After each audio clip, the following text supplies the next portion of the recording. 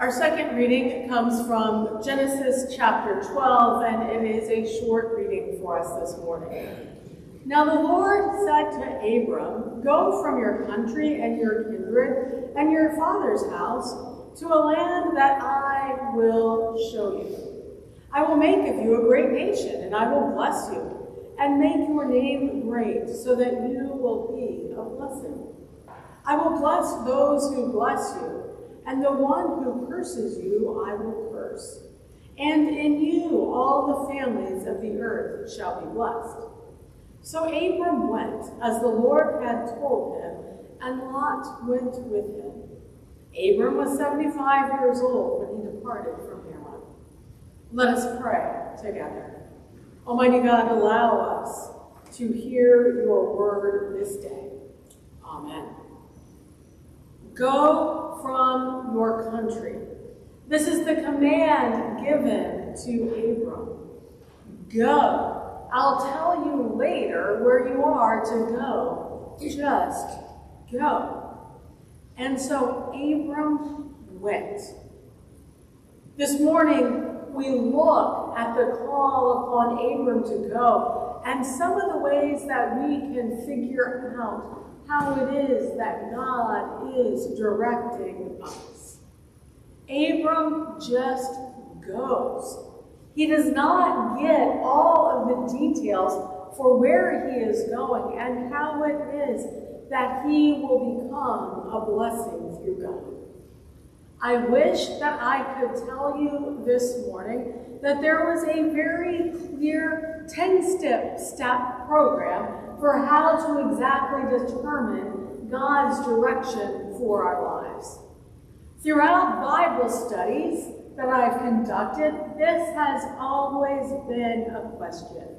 How exactly is it that we know when it is God who is directing us to change and not just our own desires? How is it that we can have that confidence that Abram has to go when God says go? Some of you have known me for a while, so you might have heard this story, but I think it is a story that helps us to understand some of the steps that we can use to determine when it is God telling us to go. In about 1993, my brother was studying in Tokyo as an exchange student in college. My mom was going to go and visit him for Christmas. At that point, the finances were such that only one Stanley was going to go. But being the person that I am, I wanted to go too, to be with my brother and to explore Japan with him. So it ended up that my mom and I both went that Christmas to go be with Mike. My dad had pneumonia, so even if you had wanted to go, it wasn't a flight that you want to take with pneumonia. So we toured Japan for only about 5 days, seeing the highlights of Kyoto and Tokyo. And when I got home, I said, "That's wonderful. I never need to go back." You know some of my story, right? 2000 comes, and it is my last semester of seminary. I wasn't yet a Methodist, so I had to apply to different churches to figure out where it was that God was leading me to go and to serve as a pastor. I was interviewed at a church in Madison, Wisconsin, and for a variety of reasons, it became clear that wasn't where God was calling me to go. It was the first weekend of January. It's very cold in Madison, Wisconsin. That wasn't my main reason for knowing that God wasn't calling me there, but it helped. So now it's about March, and I still don't know exactly where it is that I will be working. And this is important to all graduate students, right? Not only pastors, that you have a job when you leave seminary or graduate school.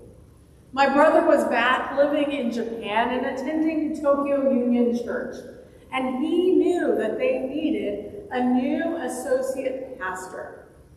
And being the big brother looking out for his little sister, he kept telling me to apply for the position. And I kept saying, Mike, that's really nice. You studied Japanese throughout high school and college. I studied Spanish. Why would I want to go to Japan? And he kept harassing me as only brothers can.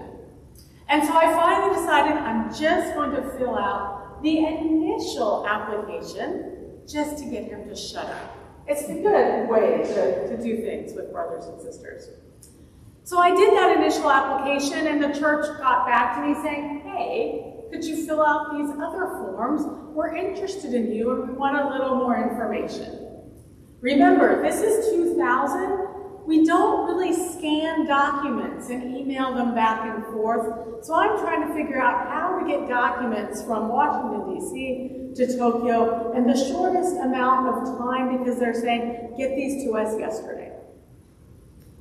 So I fill out these forms, and then I get another email saying, would it be possible to have a conference call with you on what would be your Saturday night and our Sunday morning? The search committee would really like to hear from you a bit more. Well, remember, I'm 24, 25 at this point. Saturday nights I had plans. I changed those plans so that I could have this conference call.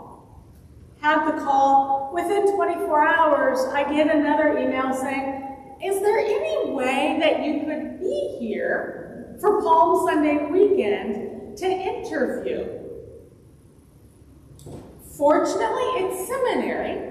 Holy Week, we don't have classes, because they figure if you're in seminary, you might be pastoring, and there's a lot going on during Holy Week. They weren't thinking that people would be flying over to Japan to interview for a church, but it worked out that that's what I ended up doing.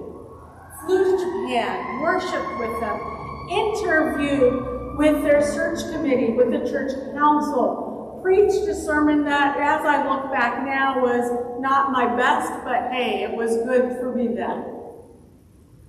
All of this process culminates on the last day, different members of their search committee saying, we just have this feeling that you are to be our next associate pastor. We just have this sense that you are the one that God is calling here. I had that sense as well. And that would be one of the first aspects of how it is that we can determine when it is God telling us to go where I am leading.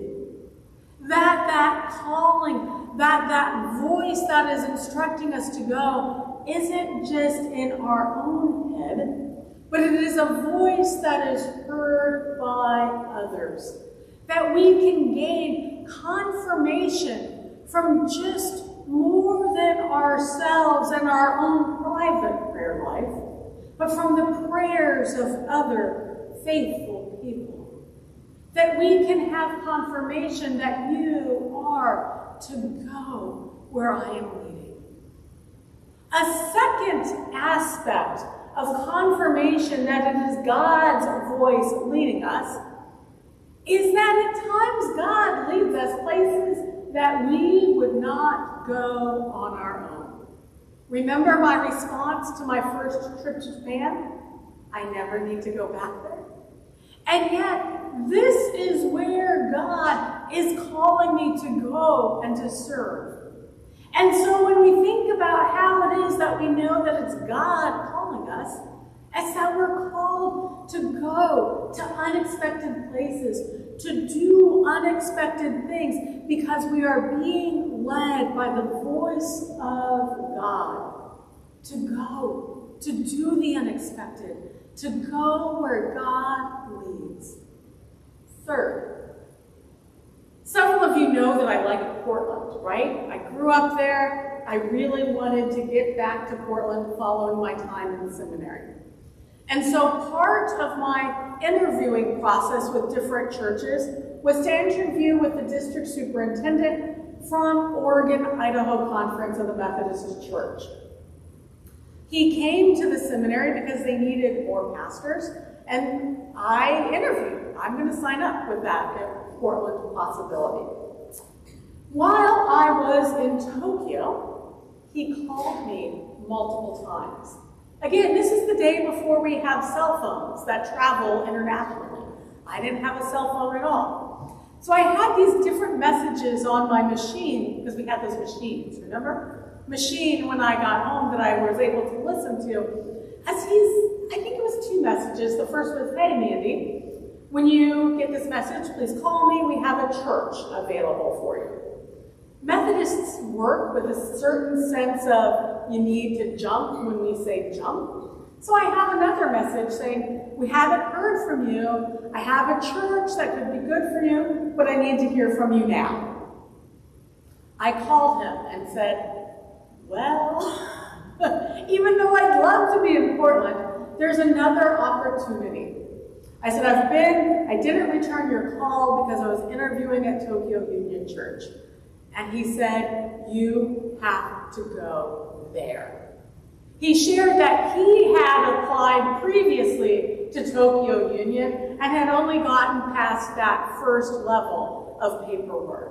He's like, if that is an opportunity that God is calling you to, I confirm you go there. So sometimes when it is that we are deciphering God's go to this foreign land, go into this world of change that I am leading you into, it is helpful to have others in the process be able to discern with us. It is helpful that it is a totally new opportunity so that we know we're not just making it up. And it is helpful to have others outside the process to be able to confirm how it is that we are discerning God's call to us. Now, not all decisions require the same level of prayer and discernment. I admit this morning when I went into our pantry to decide which K-cup I would put into the Keurig, I did not pause for a moment of prayer. I just grabbed that Christmas blend that I still have left over, put it in, and filled up my coffee cup. Some decisions in life we can just make without a whole bunch of prayer or even a whole bunch of thoughts, right? There are so many decisions in our life that if we put the same amount of prayer and discernment into all of them, I would never have made it out of the pantry. I still would have been deciding which coffee I would have this morning.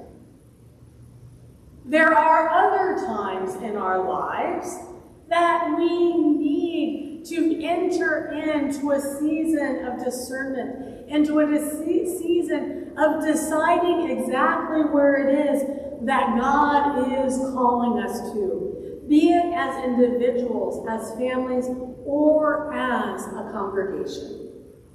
God continues to call. God continues to lead us into new possibilities and into new ways of following. When we decide to follow Christ, we did not sign up to knowing exactly where God would lead. Instead, we sign up to know that God will lead and that we are to be faithful wherever it is that God directs us. God continues to call us to be willing to go wherever it is that God leads. Sometimes that leading will lead us, will take us to new possibilities, to new ways of interacting with our communities, to new ways of being God's church together. We, the people of Holy Cross, are an inclusive, welcoming community committed to sharing God's love unconditionally. We go where it is that God leads us because we know that God will lead us into new ways of loving others, so that, like Abram, when he followed God's call, he was told, I will bless you and bless those who bless you. And so when we hear God calling us into the future, we go. We go with the courage of Abram, knowing that God will lead us, that God will be faithful, and that God's voice will continue to guide us and direct us. As individuals and as a congregation, let us have the courage to go where God leads and to know that wherever the destination leads, God will be with us.